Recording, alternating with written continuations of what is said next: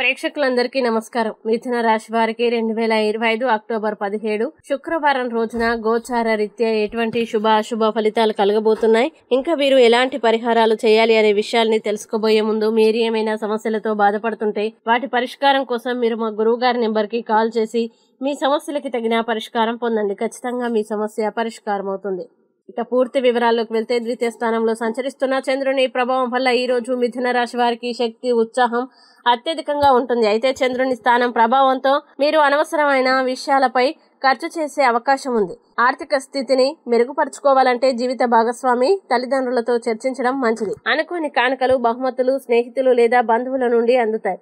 వీటి ద్వారా ఆనందం మరియు సాన్నిహిత్యం పెరుగుతాయి. ప్రేమలో కొత్త ఉత్సాహం నెలకొని హృదయంలో మధురమైన అనుభూతి కలుగుతుంది. అయితే ఈ రోజు ఉమ్మడి వ్యాపారాలు లేదా భాగస్వామ్య పెట్టుబడుల విషయంలో జాగ్రత్తగా ఉండడం అవసరం. వ్యాపారం కోసం ప్లాన్ చేసిన ప్రయాణం తక్షణ ఫలితం ఇవ్వకపోయినా దీర్ఘకాలంలో మేలును కలిగిస్తుంది.